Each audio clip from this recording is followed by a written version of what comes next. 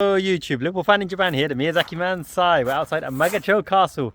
I'm going to preview Liverpool versus Manchester City at Anfield. Give you the most tactical, in-depth insight you've ever seen in your lives. Me and a triple me, I don't know. So we're going to talk about how we're going to set up in terms of tactical formation, but also what Jurgen Klopp's boys are looking to do, where the game-winning scenarios are, what Manchester City's game-winning scenarios are, and what we need to avoid defeat. In fact, we need a victory. However, a draw is not the end of the world, but let's go for the win. I'm actually in rural Takaoka today, but I promised I would give you the most comprehensive breakdown of Liverpool versus Manchester City at Anfield that you've ever seen, and I'm going to keep my promise. I've got my portable setup here, my Yeti Blue Nano mic, got my laptop, got my depth stack webcam, got my portable mochi on a stick as well.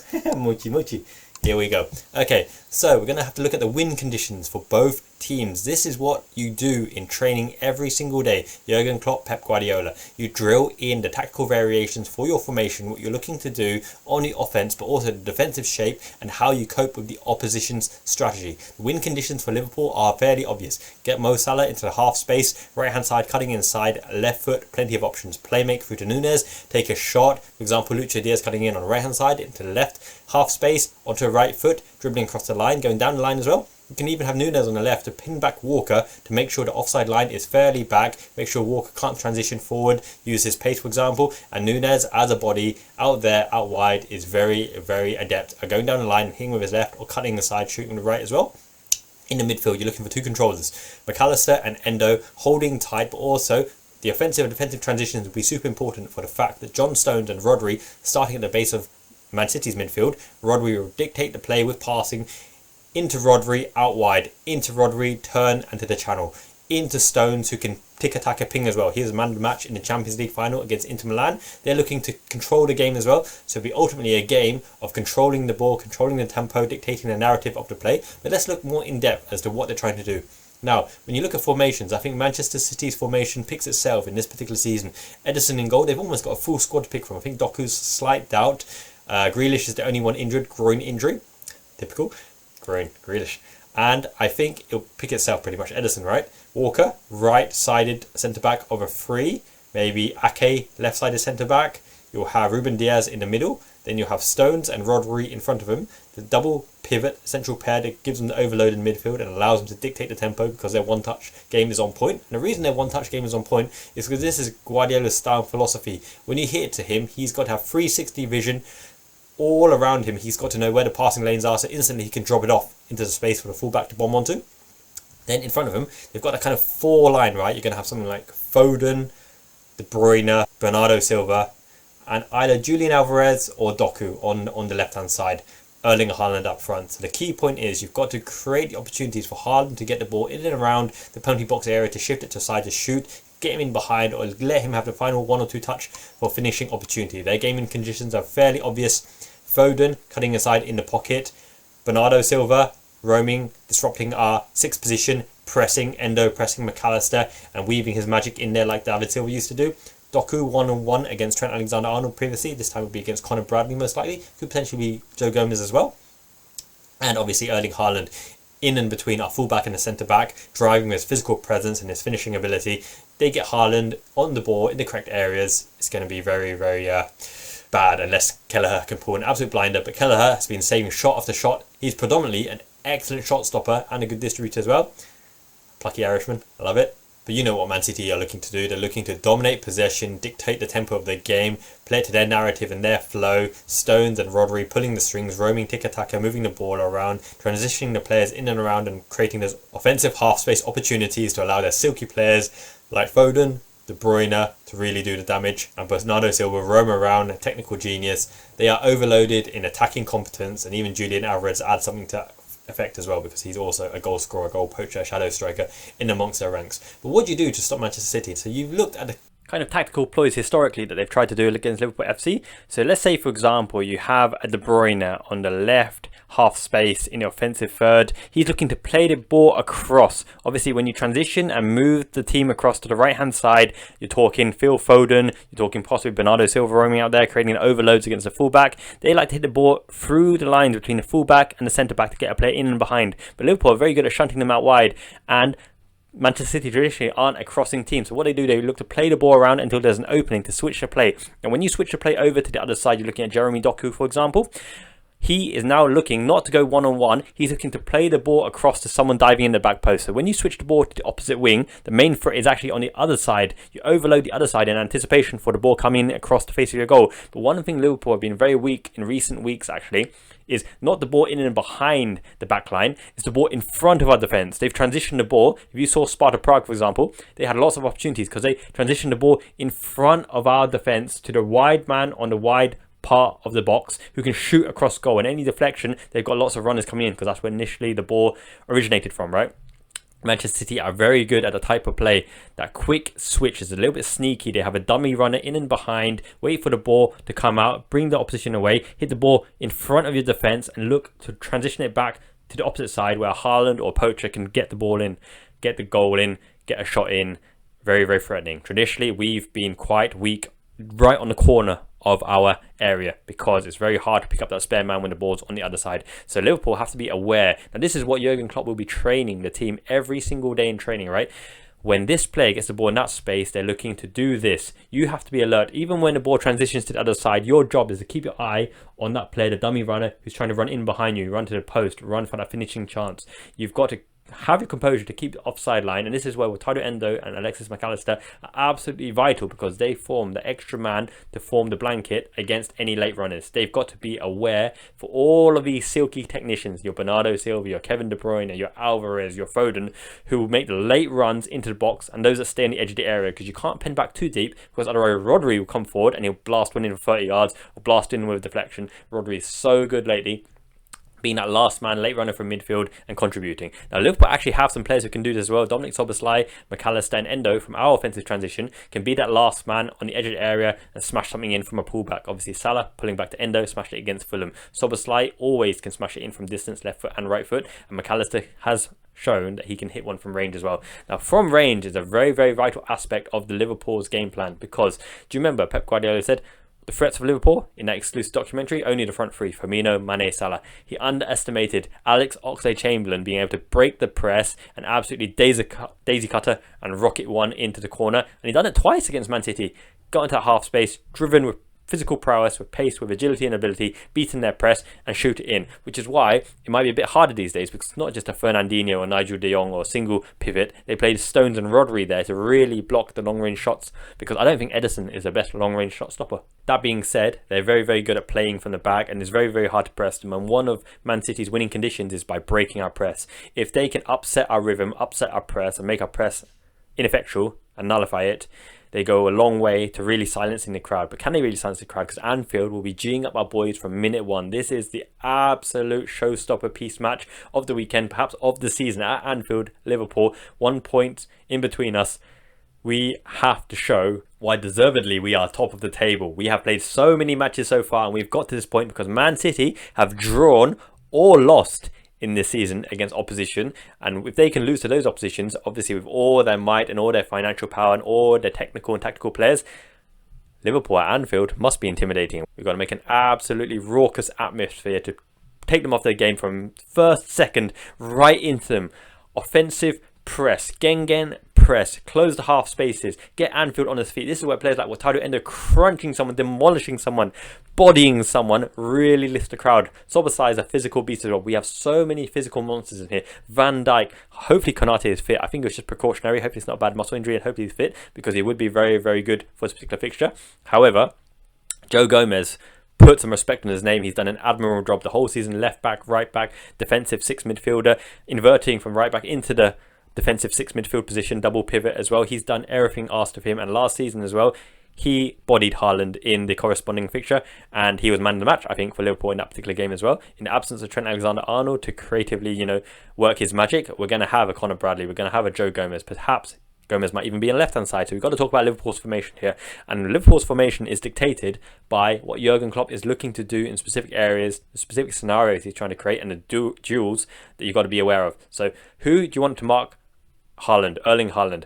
In world football, Van Dijk is the man and Ibu Konate is the man. Physicality, pace, leadership, power, never say die attitude and courage. So hopefully Ibu's fit there because those two really have the outstanding chance in world football of doing something against Erling Haaland. But you've got to be wary of Phil Foden. You've got to be wary of Doku if he plays, or an Alvarez. You've got to have someone sitting on De Bruyne and letting him dictate from deep. Rodri is the tempo maestro at the base of midfield. Who's going to be pressing him? So let's get into the lineup. I've told you Man City's lineup already. Obviously, Queeve, Keller in goal. He's on form. We're going to need him. We're really going to need him. It's going to be very difficult to stop City having shot on goal, because we really got to be brave on the offense, try to break their press and try to get a foot on the ball, because we don't want them tiki-taka, possessing the whole game, controlling the narrative and the tempo. That will try to kill the Anfield crowd, even though I don't think the Anfield crowd can be killed in this particular game. But we've got to get on the ball and make things happen and lift the crowd and bring some excitement when the ball goes out to Lucho Diaz, when the ball goes out to Mo Salah. So who facilitates this? Obviously, Queeve Kelleher at the back. He can ping the ball into the fullback position as well. Right back, the choice between Conor Bradley and Joe Gomez. I think for this particular game, you go with Conor Bradley, just because he has been on form. He's never really let us down, and is a big statement to say, okay, you go one-on-one against Doku, or you mark Alvarez when he cuts inside, or you take Alvarez into those uncomfortable positions and you shield him down the line. He's done that against Martinelli. Martinelli, I think, is better than Alvarez. Centre-back pairing, it will be Van Dijk and Konate. In the absence of Konate, it won't be Quansah, it will be Joe Gomez. Van Dijk and Joe Gomez, safe as houses, which begs the question, if Konate does start, which I hope he does, left back, that's a shot between Robertson and Joe Gomez. Now here is the biggest conundrum for Jurgen Klopp, right? Both of these players are experienced. Both of these players are trusted. Robertson gives that left-sided resilience, up and down, energetic Duracell bunny, but sometimes he's dragged in the press too far out of position, and it could be a weakness. It could be exposed, even against Van Dijk, who's a colossus this season. Joe Gomez offers a bit more safety because he won't bomb so much down the left, just because he hasn't got that left-footed delivery. He has to cut back inside. He'll play the short ball game, and he'll look to get to the Diaz, who will do his thing from the left half space position. If Foden starts on the right-hand side, Gomez makes sense, because Foden's left foot coming inside is kind of the messy effect, but Foden can actually go on the outside as well. Foden's very slippery this season and very, very effectual in terms of the goal contributions. So it's a big, big call. But the thing is, Robertson can play a disciplined role as well, and he will track him, and he will play some of the dark arts as well. Gomez is nicer than Robertson. Robertson is a bit of a dark arts cheeky chappy, hidden behind his Scottish grin, but yeah, it's going to be a very, very tough choice, because Robertson didn't have the best games against Sparta Prague, and Gomez really deserves to play here because he's never really put a foot wrong for us. He's solid, and he's got a good passing game. He's got a better passing game than Robertson, and I'd say he's slightly more clinical, but Robertson has the delivery, which could be a big factor if the early ball comes into Nunez or switches it right to Mo Salah, or he wins the ball high up. It could be very prominent, but I have a feeling that Gomez will start a left back position because he can add the extra body in the midfield pivot on the bottom, which leaves you with Van Dijk, Konate and Bradley, Gomez, McAllister and Endo in the middle. So I've already picked the two there, right? Endo will be controller. Endo will be super vital. He has to break up play. In the absence of Endo against Arsenal, we were not the same team. If Endo played the start of the season against Chelsea, we would have saw something different. Wataru Endo is the one that gets the crowd on their feet when he crunches someone, when he turns over the ball, and he allows our eights to play. It's no secret that Gravenberch, a different gravy when Endo plays, and McAllister is now being unleashed in the 8 position, which shows his creative flair, his Ginger Ninja Messi-like powers in that 8 position, having goals and assists galore in the last few games. We need McAllister to pull the strings against such high opposition, but McAllister is a World Cup winning starting midfielder for Argentina alongside Enzo Fernandez and Rodrigo de Paul. He earns his place by merit.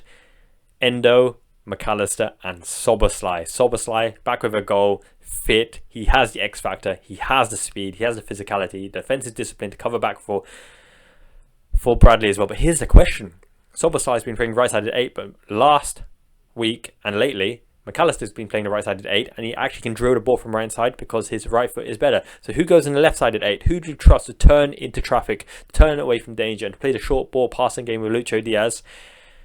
I think you probably start McAllister on the left, just because you trust Szoboszlai's delivery from the right-hand side with the right foot to be another X-factor weapon, and a shot across goal and a shot to the near post with that right foot, that right wand. He can do something on the right wing, and he's more predominantly effective on the right wing, right side half space, right midfield space, and covering Conor Bradley bombing forward as well, because he has a delivery from there. McAllister playing the short ball game with Lucho Diaz can generate something here, and if we do play Gomez in there, it'll be heavily on Lucho Diaz to create something from that wing, because McAllister won't be delivering it from the left, and I don't think Gomez will be delivering it from the left as well. So there's your midfield three, and up front, I just mentioned Lucho Diaz on the left, Darwin Nunez up front, and Mo Salah on the right. Mo Salah is a big game player. He has to score, he has to assist, he has to contribute. He's a big game player. They know his threat. He will be against Nathan Ake, who historically is decent, a competent defender, but Mo Salah is the highest echelon of player who always gets your goals and assists. He's going to be a big win condition against Nathan Ake, and going to double on him, whether it's Rodri and Ake against Salah, or Stones and Ake against Salah, or Ruben Diaz and Ake against Salah. They're going to have to double him up because he comes alive in the biggest games, and he's always a threat. He smashed one in against Arsenal, for example, when Zinchenko was left isolated against him. Just couldn't defend the man, right? And Darwin Nunez is our biggest joker in the pack, because they won't know how to cope with a Darwin Nunez who's absolutely on fire, absolutely on form. When you put the prime Fernando Torres in this team, which Darwin Nunez is looking at, like, doesn't matter what you do, he will slice you like butter, hot knife through butter, because his incisive runs, right, his incisive decision making, his relentless pressing, his finishing ability, his physicality, and his childlike exuberance and innocence means he doesn't even care who are Man City. All I know is mate, drink it down, and he will get a goal. I really hope Darwin Nunez gets a goal. In fact, I did record something earlier with two different mochis, and a consistent mochi for Haaland, also for Salah, and a wild X Factor mochi with the sprinkles and the red anko beans. But unfortunately, I'm in rural Takaoka today, so best I can do is this variety pack of mochi right here. No, it's not tasty, this one. So when you have this type of game which is on a complete knife edge, it's too close to core, you're looking at the small little win conditions that can make a big difference. Do you remember Thomas Gronefeld, right? The throwing coach, what you need to do in a different phase of play, when you throw it at the feet, when you throw it at the body, when you throw it at the chest, is a trigger point for your players to run it into a different area of the pitch, instigating the next phase of play. And that's what it's all about. When the ball transitions to a different area, that phase of play, how well you can react, what you're naturally looking to do. We've got to close down Foden, Bernardo Silva, Alvarez, potentially Doku, De Bruyne, creating opportunities for Haaland. Now, you can't stop absolutely everything, but you can minimize the chances for him to score, which is dragging him to the wider parts of the goal, the wider parts of the area, making him shoot from the angle, so that Kelleher knows where the shot is likely to go. We get it, we counter-attack. We're going to be counter-attacking a lot this game, because we have the pace of Nunez, we have the pace of Lucho Diaz, we have the pace of a Mo Salah, and really the game's going to be dictated by the fact that our midfield has to be brave. Endo will have to turn out of danger, McAllister will have to turn out of danger, Szoboszlai will have to beat their press with progressive run as well. If De Bruyne can beat our press, if Foden can beat our press, get in amongst us, get in the pockets, make us uncomfortable, move us out of positions, that they will create opportunities. And lots of opportunities will be created by both teams, because we're both attacking teams. Defensively solid, yes. Keeping the shape, yes. Tactical discipline, of course. It's in those key moments you make the right decision to really get your team on the front foot. And when you do get presented with chances, you have to finish them. Luckily, Darwin Nunez is on form. Lucho Diaz has been massively a big part of what we're doing, the offensive threat from the left-hand side. Mo Salah, our big game champion, our big game winner, the metric hero as well, getting the goals and assists. We have the players to do the damage. Our firepower is what's got us into this position. We have Gakpo off the bench as well, with Elliott to create something off the bench. The kids probably won't have a big part to play in this particular matchup, but saying that, we are at Anfield, and it's a mentality thing as well. If City score first, Liverpool still believe they can get a goal and come back and win. If Liverpool score first, how well can Man City cope in that cauldron of noise, that red heat, the most feisty, dogged atmosphere in world football in Anfield? Arsene Wenger said it, Mourinho said it, Conte said it, Nagelsmann said it. This is just what we do. Tuchel said it. Anfield is our historic home, the 12th man. They will be roaring on. They know that this match means more. If we win this, we're 4 points clear ahead, which means we have to drop 4 points. That's two losses, and Man City have to better a result and get 2 wins, because they're behind on goal difference. Even a win and a draw is not enough, because we will still win on goal difference, and we've got to keep Arsenal up there as well. Arsenal meet Man City, so imagine the pressure on those two teams if Liverpool beat Man City today. The season won't end today. Klopp inferred it already. However, it is a big match. It is a big occasion. And Klopp is the man for the occasion. He's shown his tactical prowess. This is the first season in many a season he's actually had the squad to show his tactical versatility, what he can actually do with each player's attributes, the player's abilities, to rotate off the bench, to confine them in the first half, to make sure that we're steady, we're solid, we follow the game plan. But first half, after you've seen what they're looking to do, after you've seen what they've done, then he can use his tactical acumen, adjust the tactics. In the second half, we always play better. We always go gung-ho. Attacking the Kop end, we'll see. whether that makes a big difference or not. But what will really make a big difference is the usage of the squad. So Klopp has more reliance on his players off the bench to do something than Guardiola does, for example. And additionally, Klopp is really, really backing, as a personal manager, his players to show what they're about and do something special to turn the game and to win the game. And there's particular opportunities from set pieces that's going to be a big impact in this game as well, because Liverpool are a gigantic team. Darwin Nunez can score from the header. Van Dijk is the best player on the pitch for goal contributions. He's the highest goal scorer of a defender. Is that correct in the Premier League? Correct me if I'm wrong. Comments below. We have so much offensive threat and delivery as well, even in the absence of Trent, Szoboszlai, Robertson, Van Dijk pinging from the back as well. We've got so many chances to get the ball into the prominent areas for Mo Salah, Lucho Diaz and Darwin Nunez to do the damage. And I really, really hope that Endo and Mac can control that midfield, the Mac attack, the Emperor Endo, samurai spirit of the Scowls in the middle, Dominic Szoboszlai adding that X factor, really unleashing him to score, use a long range shot, beat the press for a progressive run as well. We have so many weapons here. We've just got to make sure it clicks. We've got to hang in there. They've got to knuckle down. It will be hard on occasions. They will be playing the tiki-taka football and having possession on many an occasion. We've really got to shackle Haaland, shackle Foden, shackle De Bruyne. Look at how many talents are on the pitch. But saying that though, we've had bigger odds. Look at that Milan team in the 2005 Cup final. We really, really were undercoshed there. Literally every position they probably had a better player than us, except from maybe Steven Gerrard at a push. But as a midfield unit as well, it was really, really overwhelming. He's everywhere. Emergency right back. You were talking, right? Cafu, Nesta, Stam, Maldini, Pirlo, Gattuso, Seedorf, Kaká, Shevchenko, Crespo, Ancelotti. That team is scarier than this Man City. I'm sorry. That team, whoa, especially when you look at what we had at Liverpool. We had Traore. Enough said. Love Traore. Champions League winner. For every Liverpool fan who goes into this match with trepidation, who's a bit timid, who's a bit scared for prospects of winning because Man City's attacking flair and attacking threat, you're never completely out of it when you're at Anfield, when you have Virgil van Dijk, when you have Jurgen Klopp, Wataru Endo, Alexis McAllister, Szoboszlai, Nunez, Lucho Diaz, Mo Salah. You're never out of it. My goodness, we can give as good as we get. On our day with these players, we can beat anybody. I'm sorry, even Van Dijk on his own, right? Simicasta, Van Dijk, Carabao Cup final, 120 minutes, it doesn't even matter. We can beat anybody because we are Liverpool. It means more. Watch that previous video, you'll know what I'm talking about.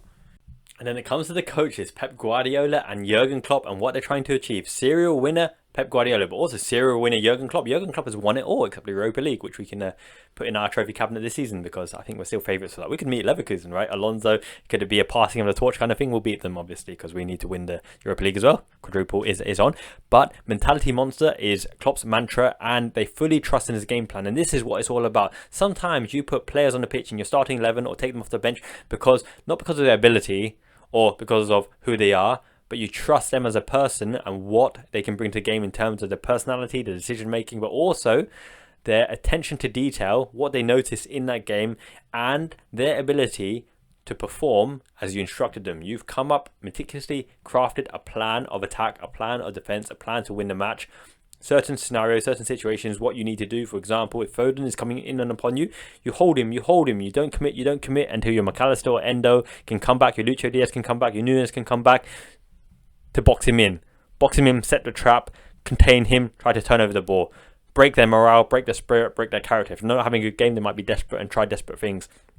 You've got to have the character to lunge in there when you think you have the opportunity to get the toe on the ball, to not panic when you're on the yellow card, to hold him up knowing that your buddy, your teammate is coming to help you, to entrap the opposition, to really build the case that you, in that situation, have the possibility to turn over the ball and get back on the front foot, and in the transition, trust your players to break the lines, get into the right positions, trust that when you win the ball and you see no one in that space, that you know that Nunez is going to dart into that space so you hit the ball first time. All of these little things have been honed on the training ground and they make the biggest difference. You don't hit the ball to the player where they are now, you hit the ball to where the player should be because you've practiced that in training, and it's all up to trust in the manager. Now, I know that Manchester City players trust Guardiola, but in a cauldron of heat and the Anfield 12th man, as I said many times before, sometimes you lose your head, you lose your composure. Even Arteta tried to simulate the noise in training to replicate Anfield, but you can never replicate Anfield because we are Liverpool Reds and we know for a fact that the crowd can make a difference. Klopp alluded to it and he's always been geeing up the crowd as well,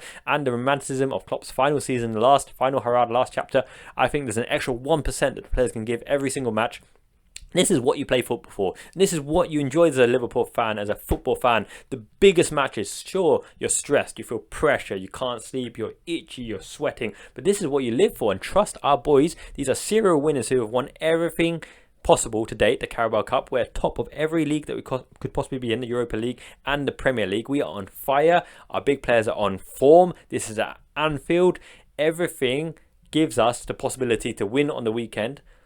And the winner will take it all and deservedly take it all. If Man City can turn up and do it, fair play to them. They've done it, but they still haven't won the league yet. If Liverpool can do it at our home ground, our birthplace, where the legends are born, where legends are made, where the most historic goals are made, a European night, the biggest clashes against Man City, Premier League, top of the table clash, 1 point difference. This is all set in the stars, in writing, that Jurgen Klopp can show his prowess, the team can show what they're about, and I have so much faith in it. I love this team, the characters in this team. Harvey Elliott will have a role to play. I think Gakpo will have a role to play. All of the players will have a role to play, whether Robertson coming on or this Gomez coming on. They are made of sterner stuff. They are leaders, they are characters, they are winners as well. A lot of these know what it takes to win. The narrative in the media say that Man City know what it takes to win. They've been there and done it.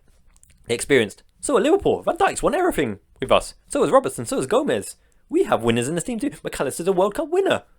Mo Salah has won everything. Where is that narrative from? Liverpool have won everything too, as has Klopp. Klopp versus Guardiola. Klopp historically is the manager who has the most wins over Guardiola. Check that comment for me. I think it's right in the comments below. I am confident and I'm really passionate. And come what may, I'm a Liverpool fan through and through. This means more. We are at Anfield. Believe in the Reds. Turn your doubts into belief. Jurgen Klopp, fully trust you. Arigato minasan. Arigato my friend. Gambare Liverpool. Wataru Endo sama. Ichiban. Show what you're about. On the world's biggest stage, dominate the match. You shackled Luka Modric. Now it's time to shackle De Bruyne, shackle Foden, shackle everybody, baby. And Nunez, agent of chaos, do your thing and blast them in. 2-1 to the Reds. Salah, Nunez, Haaland. Hope you enjoyed the video. Smash the like button. Help me beat the algorithm below. Comment as well. I really enjoyed the interaction. This is such a big match on the grandest scale. It's so exciting to watch. Really looking forward to it. Really going to enjoy it.